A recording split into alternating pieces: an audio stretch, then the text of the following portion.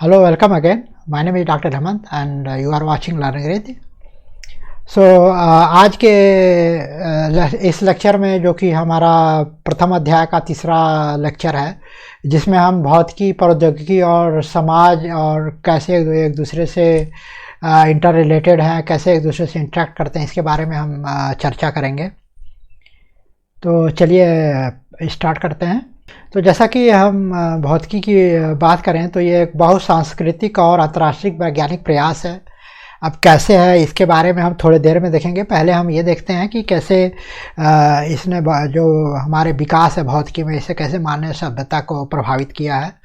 तो सबसे simplest example लेते हैं हम स्टीम इंजन, जो कि 18वीं सदी में एक औद्योगिक क्रांति ला दिया था। और कैसे ला दिया था, अब आप समझ सकते हैं कि जब उस समय में हमारे लिए एक स्थान से दूसरे स्थान तक जाने के लिए साधन नहीं हुआ करते थे, तब स्टीम इंजन का जब विकास हुआ, उससे बहुत बड़े ऑब्जेक्ट एक दूसरे से स्थान से दूसरे स्थान तक ले जाना संभव हुआ। लोगों का आवागमन दूर दूर तक होना चालू हो गया, जिससे बहुत सारे रिसोर्सेज जो रिक्वायर्ड थी जो डेवलपमेंट के लिए, उसके लिए वो आगे आई, सामने आई और उससे बहुत सारे विकास हुए। तो जैसे आप देखें तो ये बहुत ही सिंपल ऊष्मागतिकी के सिद्धांत पर चलने वाला स्टीम इंजन ने कैसे पूरी औद्योगिक क्रांति ला दी, और उससे और उस विकास से पता नहीं और कितने विकास हुए। तो जैसे आप देख सकते हैं कि कैसे जो भौतिकी के जो सिंपलेस्ट प्रिंसिपल्स हैं, जो थियरीज हैं, उनको अप्लाई करके जो प्रौद्योगिकी में जो उनका उपयोग होता है, उससे कितने समाज के लिए कितने महत्वपूर्ण काम होते हैं और कैसे वो पूरे समाज के लिए विकास की ओर ले जाता है। और एक और महत्वपूर्ण बात करें तो जैसे हम देखेंगे, जैसे हमने कहा कि भौतिकी में बार बार हम कह रहे हैं कि बहुत सारे नियम, सिद्धांत, कानून बनाए गए जो हमें ऑब्जर्वेशन किए, जो ऑलरेडी ऑब्जर्व हो रहे थे उससे बनाए गए, और उससे बहुत सारे अप्लाइड एरिया में यूज किया गया, बहुत सारे चीज़ों को बनाया गया। और कभी कभी ऐसा होता है कि जैसे बहुत सारे तकनीकी पहले आती है, भौतिक उसके बारे में भौतिकी है, जो उसके फिनोमेना, उसके जो लॉज थियरी जो उसको बाद में खोजा जाता है।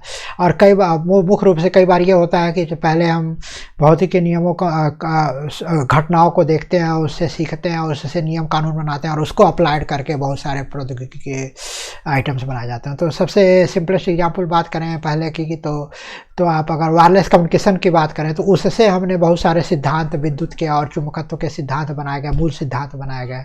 और एक सिलिकॉन चिप की बात करें, जहाँ पे पहले सेमीकंडक्टर फिजिक्स के बारे में बहुत सारा विकास हुआ, और उसका अप्लाइड एरिया में बहुत सारे सेमीकंडक्टर चिप बनाए गए, और उससे ना जाने कितने विकास हुए। जो 20वीं शताब्दी का जो अंतिम दशक था, उसमें कंप्यूटर क्रांति आ गई, और आज हम आपसे कम्युनिकेट कर रहे हैं इस वीडियो के माध्यम से, आप लैपटॉप पे, मोबाइल पे देख रहे हैं, ये उसी क्रांति का नतीजा है। तो आप समझ सकते हैं कि कैसे फिजिक्स का उपयोग और इसका अप्लाइड एरिया में प्रयोग कैसे मानव समाज के लिए एक बहुत ही महत्वपूर्ण परिवर्तन लेके आया है। और ये भी इम्पॉर्टेंट पॉइंट है कि भौतिकी का जो अनुप्रयोग हमेशा आसान नहीं होता है, मतलब बहुत सारे जटिलताएं होती हैं, और आप उसे सॉल्व करते हैं, आप उसे समझते हैं, उसको अप्लाई करते हैं, तब जाके कहीं आप एक फाइनल प्रोडक्ट लेके आते हैं, और उसका समाज का उससे समाज को बहुत ज़्यादा बेनिफिट होता है। फॉर एग्जाम्पल अगर हम वैकल्पिक ऊर्जा संसाधन के क्षेत्र में काम करें तो बहुत सारे भौतिकी का अवदान है। जैसे हम सौर ऊर्जा की बात करें, पवन ऊर्जा की बात करें, भूतापीय ऊर्जा की बात करें, और बहुत सारे ऐसे विकास अभी भी होने बाकी हैं, और बहुत सारे आवश्यकताएं जो होती रहेंगी। हमारे जो रिसर्चर्स हैं, आप आगे बढ़ के और हो सकता है बहुत सारे लर्निंग्स लेकर आएँ और विकास करें, बहुत सारे डेवलपमेंट करें, और इससे पूरे समाज को लाभ मिलेगा। अब हम आइए देखते हैं कि कैसे जो भौतिकी है, जो विज्ञान है, वो कैसे इसका जो नेचर है, जो प्रकृति है, वो अंतर्राष्ट्रीय है, बहुत सांस्कृतिक है। तो सबसे सिंपलेस्ट एग्जांपल हम यहाँ पे देखते हैं। तो पहले हम देखते हैं कि कैसे जो विभिन्न सिद्धांत है जिन्होंने क्रांति ला दी है पूरे विकास के लिए, उनका बहुत ही महत्वपूर्ण योगदान है। जो हम एग्जाम्पल यहाँ पे देने जा रहे हैं वो सीमित नहीं है, बहुत सारे ऐसे एग्जाम्पल हैं, बट कुछ एग्जाम्पल हम आपको देकर संक्षिप्त रूप में समझाना चाहेंगे।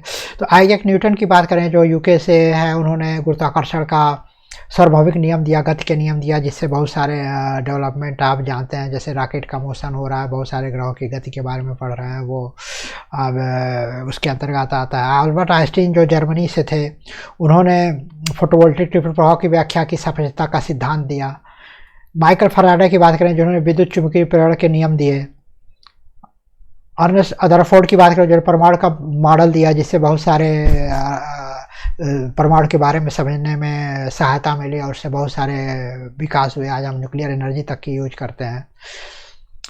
डे ब्रॉगली का उपयोग क्वांटम मैकेनिक्स में बहुत ही महत्वपूर्ण रूप से होता है, जिन्होंने पदार्थ की तरंग प्रकृति के बारे में सिद्धांत दिया। जॉन बर्डिन ने ट्रांजिस्टर और अति चालकता सिद्धांत को दिया, जैसे आप बहुत सारे आप कम्युनिकेशंस डिवाइसेज और सेमीकंडक्टर डिवाइसेज देखते हैं, ट्रांजिस्टर्स उसमें से बहुत ही महत्वपूर्ण है। जैसे कंप्यूटर क्रांति के लिए भी बहुत महत्वपूर्ण योगदान दिया है, और वो अमेरिका से। जेसी बोस भारत से, उन्होंने अति लघु रेडियो तरंगों के बारे में अपना सिद्धांत दिया, जो कि कैसे वो एक दूसरे से कम्युनिकेट करते हैं और क्या उनका महत्व है। मैडम क्यूरी ने रेडियम और पोलोनियम जैसे रेडियो एक्टिव मटेरियल की खोज की, जिससे जो बहुत ही महत्वपूर्ण नींव है हमारे न्यूक्लियर एनर्जी के लिए। क्रिश्चियन ह्यूगेंस हाईलैंड के, इन्होंने प्रकाश के तरंग सिद्धांत को दिया, जिससे बहुत सारे डिवाइसेज बनाए गए और बहुत ही महत्वपूर्ण योगदान है उनका अप्लाइड एरिया में। गैलीलियो गैलीली, इटली ने जड़ता का नियम दिया, और पाउली का एक्सप्लोजन प्रिंसिपल अपवर्जन का सिद्धांत बहुत ही महत्वपूर्ण है, जिन्होंने बहुत सी सूक्ष्म घटनाओं को एक्सप्लेन करने में, जैसे हम बार बार क्वांटम मैकेनिक्स की बात की अपने पिछले लेक्चर में, तो वहाँ पे इनका बहुत ही महत्वपूर्ण है, जिसे आप आने वाले दिनों में पढ़ेंगे। युकावा ने परमाणु बलों का सिद्धांत दिया, जैसे परमाणु बल एक दूसरे से कैसे ट्रीट करते हैं और कैसे बिहेव करते हैं उसके बारे में। तो जैसा कि आपने देखा, तो जहाँ पे हम बात कर रहे हैं कि ये एक अंतर्राष्ट्रीय समाज का एक संगठित प्रयास है, नहीं है किसी एक विशिष्ट देश और किसी विशिष्ट रीजन में ये सारे विकास हुए हैं और सारे अप्लाई कर रहे हैं। सबको ने संयुक्त रूप से काम किया और सबका अप्लाइड करके हमने यूज किया है, और इससे पूरी दुनिया के, पूरी जगत के लोगों को फ़ायदा मिला, पूरे समाज को फ़ायदा मिला है। और आप जैसे आप देख सकते हैं, जैसे हमने कुछ एग्जाम्पल यहाँ पर देखिए, UK, Germany, New Zealand, France, America, Bharat, Poland, Holland, Italy, Austria, Japan.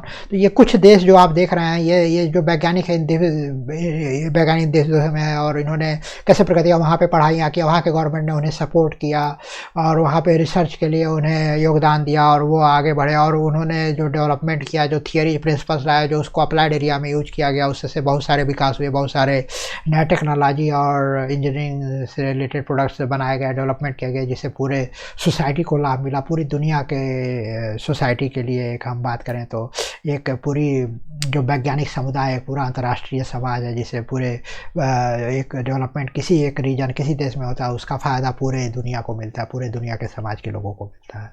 तो ये है इसके विज्ञान और भौतिकी का अंतर्राष्ट्रीय बहुसांस्कृतिक होने का फ़ायदा और अप्रोच, जिससे हमें विकास के जो बहुत विकास, विज्ञान के विकास के लिए बहुत ही महत्वपूर्ण कड़ी है, कदम है, और अगर हमें पूरे समाज के लिए, पूरे विकास के लिए, पूरे ह्यूमंस बीइंग के लिए हमें विकास के बारे में सोचना है, तो हमें मिलजुल कर संयुक्त रूप से पूरे अंतर्राष्ट्रीय एक समाज के रूप में काम करना पड़ेगा।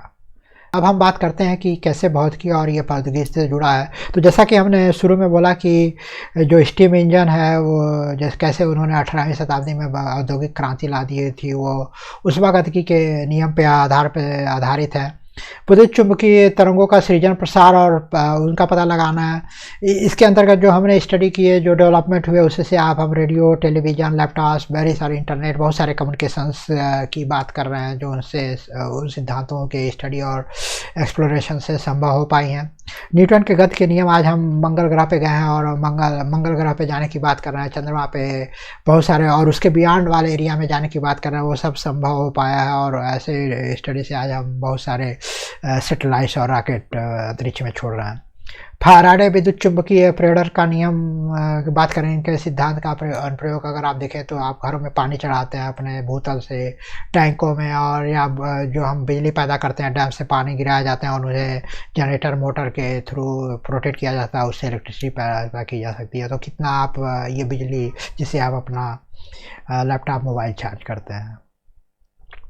तो जैसा कि मैंने बोला कि ये यहाँ पे ये तो मोटर हुआ, मोटर पार्ट हुआ जहाँ पे फराडे लॉ हुआ। और अगर आप विद्युत जो आप ऊर्जा कहाँ से आती है, तो ये जो गुरुत्वाकर्षण की जो ऊर्जा है, जैसे हम किसी ऑब्जेक्ट को हाइट पे ले जाते हैं तो उसकी जो हाइट के अधिक जो कार्य किया जाता है उसमें एनर्जी के रूप में संचित हो जाती है। वो गुरुत्वाकर्षण ऊर्जा जब ऊपर से नीचे गिराई जाती है तो वो ऊर्जा को विद्युत ऊर्जा में इन टरबाइन के रूप से मदद किया जाता है।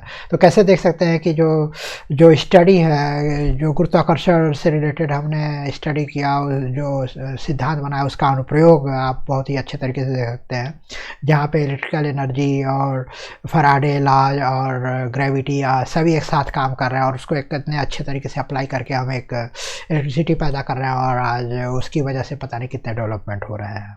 तो ये तो रहे आज के हमारे कैसे भौतिकी और उनका इंटरेक्शन है हमारे समाज से, और कैसा उनका प्रकृति में क्या रोल है। तो आने वाले लेक्चर में हम चर्चा करेंगे कि भौतिकी जो विभिन्न बल हैं, जो मूल बल हैं, जो एक विभिन्न घटनाओं को नियंत्रित करते हैं, और जो कौन से नियम है जो उन्हें प्रभावित करती हैं, इसके बारे में हम चर्चा करेंगे।